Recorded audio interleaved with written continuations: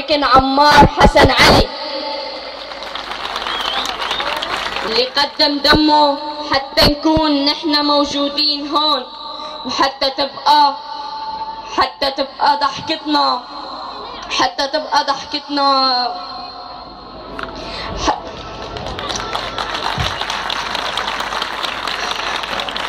تبقى ضحكتنا مرسومة لسنين وسنين.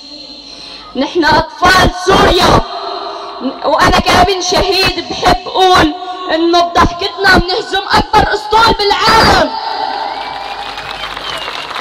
واقفين اليوم على كورنيش طرطوس وعم نقول الحياة لسوريا بالوقت يلي العالم كله عم يحكي بالعدوان علينا من البحر يلي خلفنا.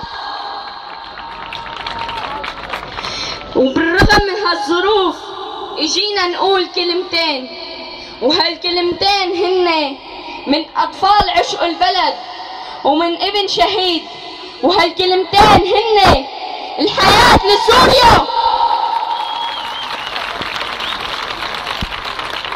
هيك تعلمنا، وهيك منواجه ثقافة الموت بثقافة الحياة، وهيك منواجه ثقافة الإيمان، ثقافة التكفير بثقافة الإيمان، وثقافة الظلام بثقافة النور.